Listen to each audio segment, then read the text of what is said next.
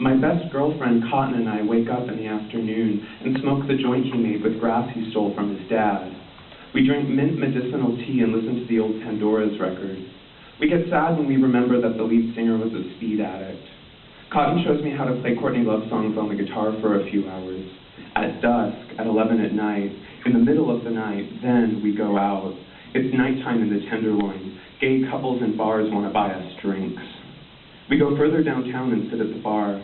Cotton wears black and brown, and I wear blue and black. We're the colors of punched-up faces, punched-in mouths. Yuppie fag couple comes up and sees us sitting at the bar, says, "How are you boys tonight?" His hair gel smells. "I'm here with my boyfriend," he says. I picture a German shepherd, a Fido, on a leash, tied up outside the gay bar, growling. He grins at us as if he has just made the funniest joke anyone has ever heard. "Hey, do you boys like to dance?" he asks. Then he yells, "I love to dance," which settles it, I guess. I love to dance too. Cotton used to hate to dance. He used to tell people to stop dancing. Now he's okay with it. He's a really good dancer. He shouldn't be so shy. I'm not the greatest dancer, but I get really into it. I was hoping to dance a lot tonight, but now I'm not so sure. I'm drinking gins and tonics, and Cotton is drinking gins and tonics. Cow pus. Some bitch next to us keeps sipping his White Russian. Milk has cow pus in it. We know, we're the vegans. And he's sipping it really loudly with his big sunglasses indoors, milky and sticky and loud, bacterial. I don't really want to dance with hair gel, hair girl. I go to the bathroom to talk to my friends. I'm waiting in line for the toilet, which means cigarettes, I guess, in San Francisco.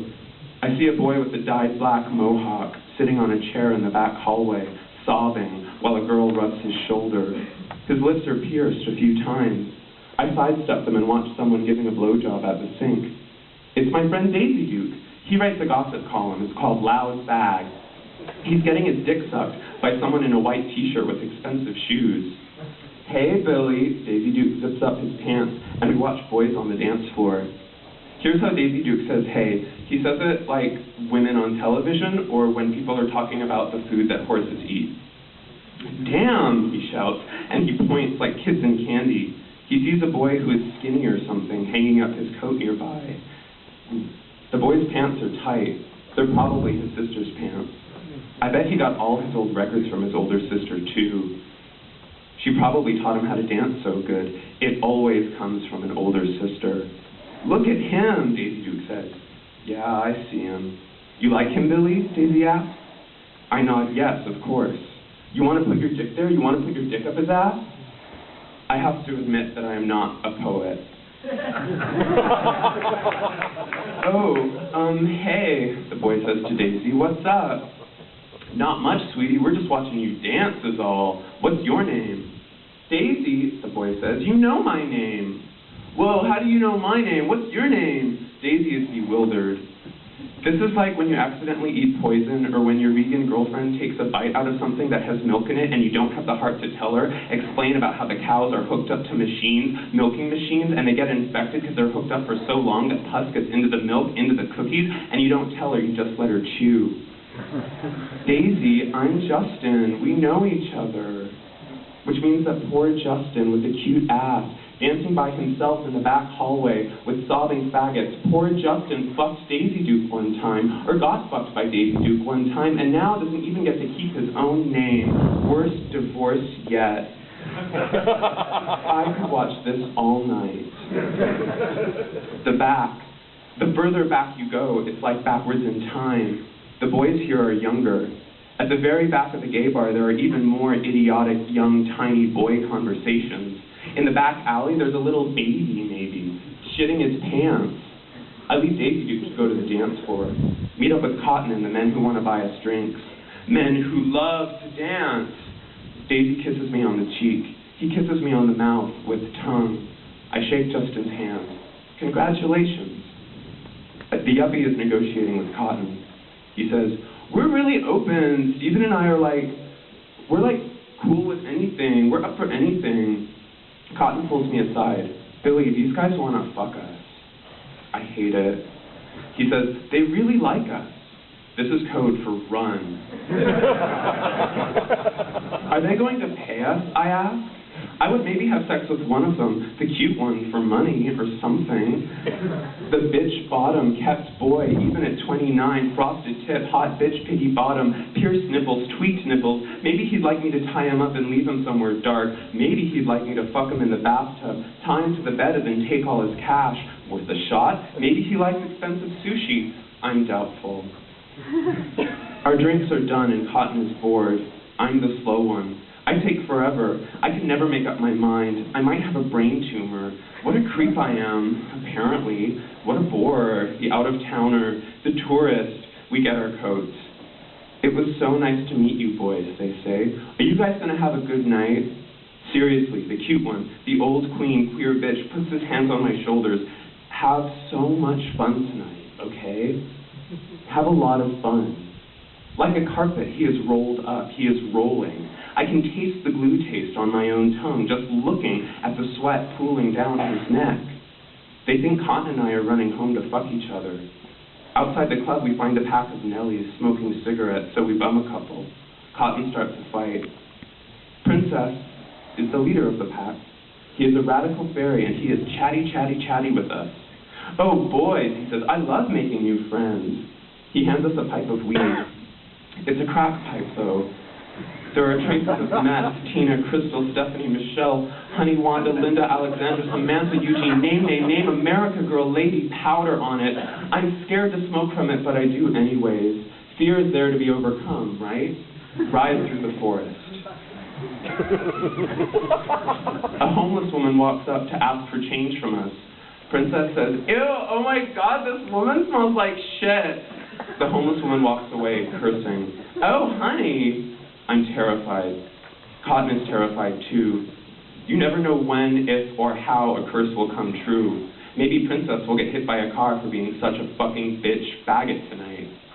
Cotton turns to Princess, turns to him even though Princess is much taller, and he says, I hope you get hit by a car and that your face gets torn open on the asphalt. Princess giggles, shocked. Boy cruelty, boys with no hearts. We are in a city where the boys amputate their hearts. Not DC, not Olympia, but San Francisco is where all the boys are robots. It's not so bad. It's an efficiency thing. Cotton is glutted on the truth serum, weed, and dancing, and the go-go boys, and the offers to have our assholes eaten. We start walking back towards the heart of the mission, to his house. Cotton lives in a big room with no windows. It's full of guitars and pictures of rocker chicks. It's my favorite room in the city. I make us stop for pizza. Are you sure, Billy? I nod, and I am bossy, apparently, so Cotton and I go out for pizza. The pizza place near his no-window room is one of the few things open all night long in this neighborhood.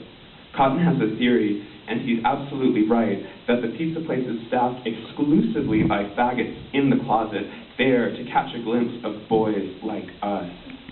Tonight is a night of our assholes, money, God, future, heaven assholes, advertised as well. We are always being hit on, the two of us. We order pizza. There's a cute boy sitting alone, eating 2 slices. I stare at him. I cross my arms.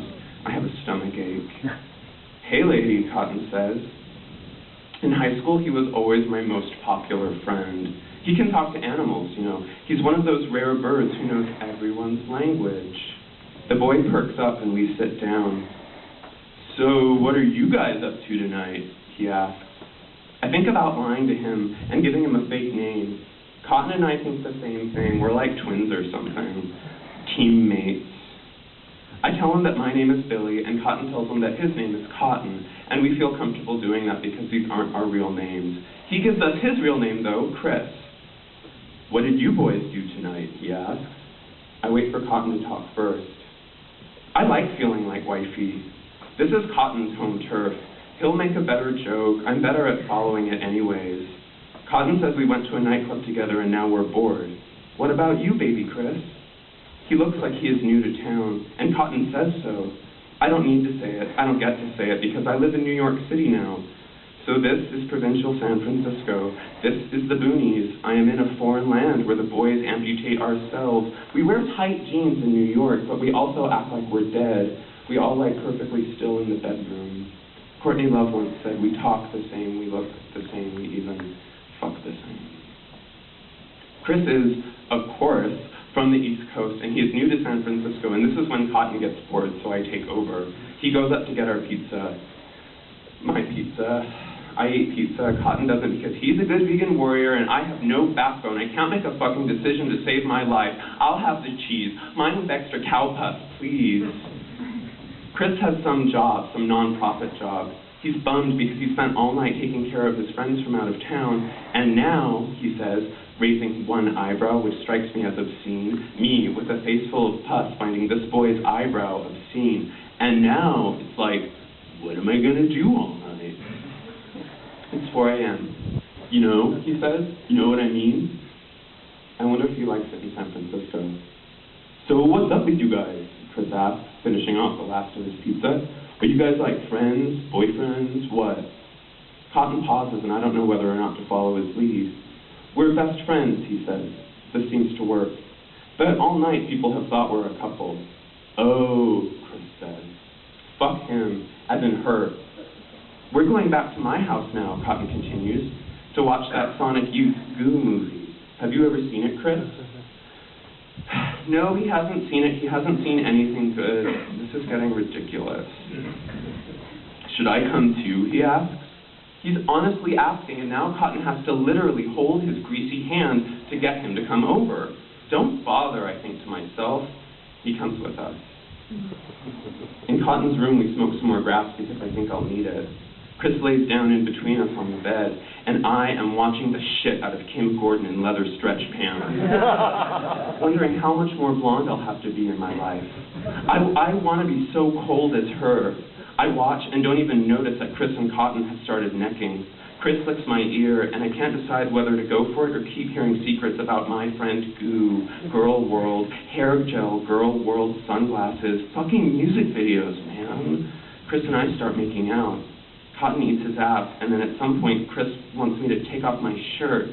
He sits on top of me, and it pisses me off, because now I don't get to see the video for Cinderella's big score. He raises his eyebrow again when he sticks his finger up my ass, as if he is surprised, as if it is news to him that he is on his way at my asshole.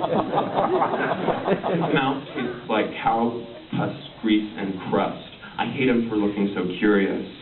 I wrap my hand almost all the way around his neck. My hands are smaller than I thought. My ex-boyfriend and I used to choke each other in bed, used to beat each other up a lot. No blood, but a lot of biting. We went wild, so I figured Chris will either A, go wild, 2, or B, get freaked out, and either way it'll be over soon. Fuck, Kim, tune your bass with the tendons of this poor boy's throat. Your guitar chips are all chipped. Your picks are chipped with fingernails up my ass expectant. He's one of those awful, horrible boys who insists on eye contact when he comes. He stares at me and makes an expression of great exertion. This is supposed to get me hot. Despite this, I come anyway, and I wipe myself up with his t-shirt. He has the audacity to stay over in Cotton's bed with us. In the morning, he wakes up and says, I'm leaving my number here, guys. And the fucker leaves his number.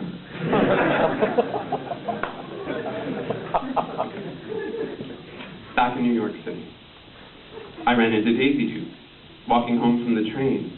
He said, you know, I've wanted to fuck you from the day I met you. Okay, I'm not being fair. Daisy Duke is drunk, and he's out of town, staying at a friend's house in Brooklyn. He doesn't live here. He's a tourist. He says, Billy, I have wanted to fuck you from the day I met you.